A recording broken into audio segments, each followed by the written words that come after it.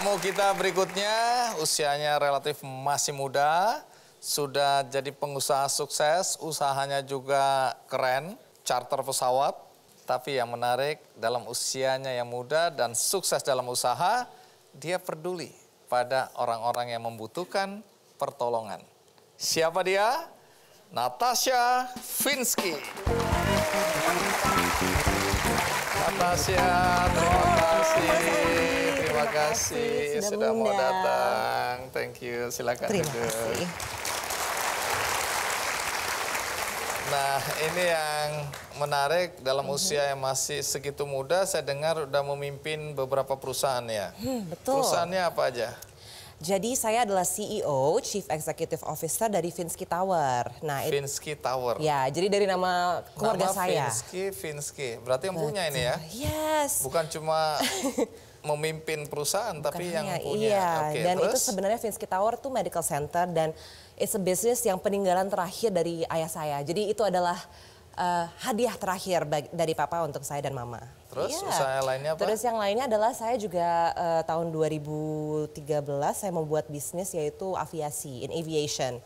Jadi pertama saya mulai dengan menjual beli helikopter dan private jet. Jual beli helikopter? Yes. Private jet? Yes. Sekilo berapa itu ya? Aduh, itu bertonton sih. Gitu. Jadi baru last year tahun 2018 saya baru expand ke rental gitu. Jadi kalau misalnya yang jual beli base-nya di Singapura namanya Aero Queen, so I founded it dan juga CEO-nya dan Skype juga I'm the founder. Ini umur 26 tahun ya? Yes. Saya setua ini nggak punya bisnis apa-apa. Tuhan kadang-kadang tidak adil ini ya. Oke, bisnis, tapi bisnisnya kan berat sekali karena persaingan kompetisinya berat itu kalau dilihat ya, bisnis helikopter, private jet tadi, terus kemudian sekarang masuk ke rental atau penyewaan ya. Penyewaannya. Mulai terjun ke dunia usaha sejak kapan? Jadi saya sebenarnya terjun ke dunia usaha tuh tahun 2012. Dalam usia berapa itu ya? Masih 18 tahun. Berapa? 18. Jadi pertama itu bisnisnya kecil-kecilan. Don't think kalau misalnya Aero Queen tadi yang aviasi kan baru 2016. Tapi ini kalau misalnya bisnis pertama saya, yang pertama saya bikin sendiri itu fashion. Namanya Foxy. Jadi saya membuat baju di mana 100% profitnya adalah untuk Love Humanity NCV, yaitu organisasi sosial saya. Oh, jadi sudah berkegiatan sosial dari umur 18 tahun tadi? Iya, betul. Menarik. Pendidikan terakhir apa? Dokter. Dan sekarang baru dapat, sekarang lagi ngambil Masters, MBA, Master in Business Administration, dapat beasiswa di Monaco. Semakin Tuhan tidak adil ya. Oke, mulai iri saya. Aduh. Iya. Belum. Kalau orang tua pekerjaannya apa?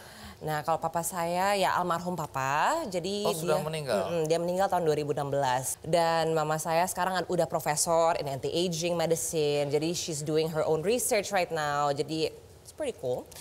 Terus kalau almarhum papaku tadi dia adalah pebisnis, jadi dia memang datang ke Indonesia sebelum ketemu mama. Dia datang memang kerja ke Indonesia? Berarti iya, jadi papa saya orang apa? Kroasia aslinya, tapi memang besar di Inggris. Oke. Gitu. Gitu ya. Pantesan Finsky gitu ya. Iya, bukan nama Indonesia. Oke, jadi orang tua dari Kroasia. Iya, papa. Mama dari Indonesia. Mama Indonesia. Baik. Kamu dari mana? Ya campur. Oh, campur ya. Campur. Ya. Baik, menarik ya. Karena sebagaimana tadi Dita, Maya, kami semua juga ingin tahu bagaimana awal mulanya ya. Natasha dengan semua kegiatan lahir dari keluarga yang berada, tapi punya kegiatan sosial. Baik, tapi sebelum melanjutkan, kita lihat dulu liputan berikut ini.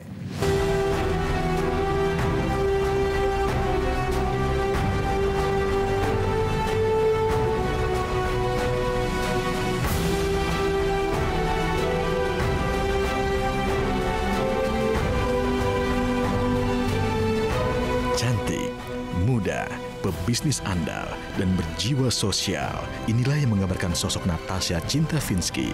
Selain menjadi dokter, ia juga menjabat sebagai CEO Finsky Tower dan CEO Aero Queen. Wanita kelahiran 12 Januari 1993 ini sudah menorehkan banyak prestasi di usianya yang baru menginjak 26 tahun.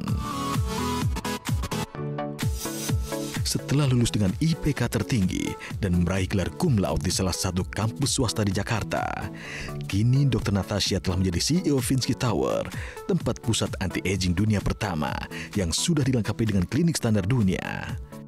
Kalau untuk ke pegawai, dia itu sosok yang tegas, tapi tidak membuat pegawainya takut. Dia juga ramah dan dia juga pekerja keras. Selain menjadi CEO Finsky Tower, ia juga turut membangun bisnis yang bergerak di bidang jual beli pesawat jet dan helikopter. Perusahaan yang dinamainya Aeroqueen ini juga mulai bergerak di bidang rental pesawat jet dan helikopter. Di tengah kesibukannya menjalankan bisnis, Natasha juga aktif dalam kegiatan sosial yang ia dirikan, yang diberi nama Love Humanity by NCV.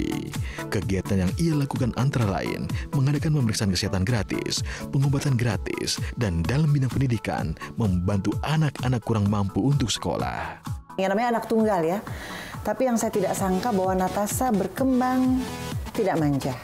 Dia anak tunggal yang mandiri, dia anak tunggal yang bekerja keras, dan dia punya kasih sayang yang besar yang dia bagikan. Itu yang saya kagum sekali. Dia tidak hanya memberikan dalam bentuk bantuan, tapi dia memberikan mereka motivasi, memberikan mereka inspirasi bahwa setiap orang boleh bermimpi, setiap orang bisa berhasil, walaupun mereka tadinya nggak punya. Itu yang saya kagum, dan itu Natasha amalkan terus, nggak pernah lupa. Natasha berharap Love Humanity by NCV dapat melakukan lebih besar lagi, sehingga bisa membantu orang lebih luas lagi, bahkan sampai ke seluruh Indonesia.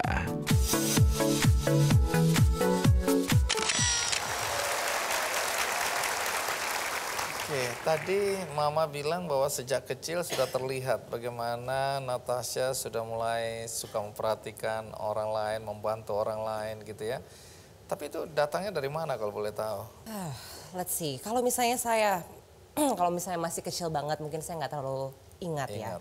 Tapi bagaimana Love Humanity terbentuk, pastinya saya tersentuh karena pertama saya memang merasa terima kasih kepada Tuhan Yang Maha Esa kenapa saya sangat beruntung.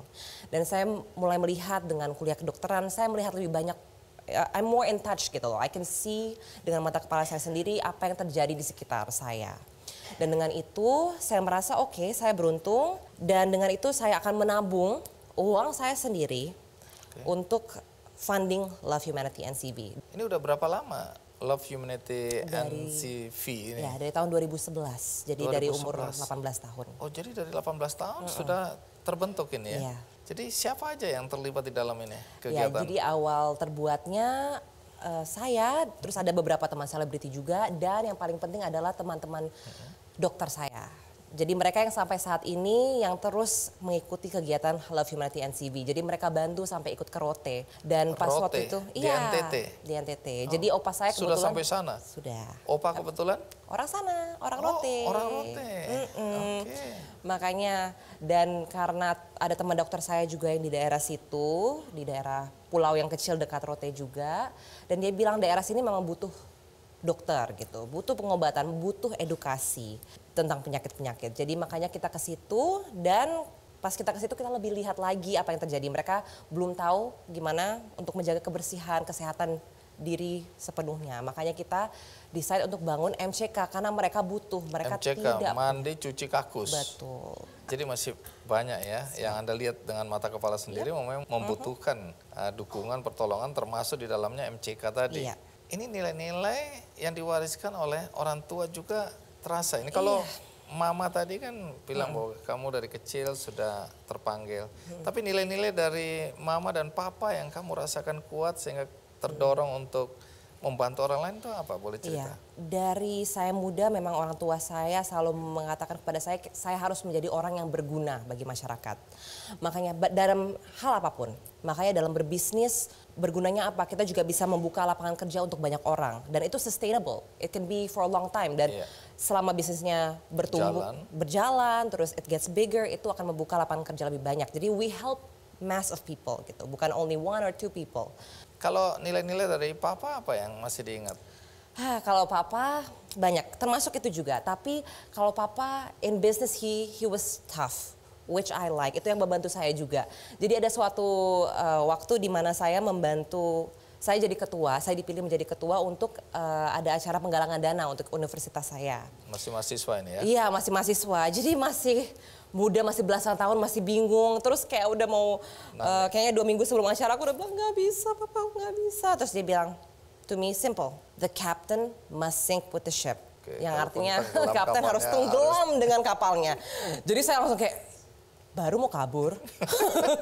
Terus, jadi nggak bisa lari lah. Iya, nggak bisa lari. Jadi dari itu saya sadar, oke, berarti bagus nggak bagus, tetap aja saya harus be with the ship. Jadi akhirnya saya melakukan yang terbaik, itu mendorong saya sendiri untuk berpikir bahwa saya harus melakukan yang terbaik, karena ujung-ujungnya I have to be responsible for it. Tidak tenggelam bersama kapalnya. Kalau buruknya tenggelam bersama kapalnya. Oke, jadi dari kecil sebenarnya sudah ada ya kegiatan sosial untuk mengumpulkan dana itu ya. Tapi kemudian juga menolong anak-anak jalanan ya. Iya. Melalui kegiatan-kegiatan dilakukan oleh Love Humanity NCV.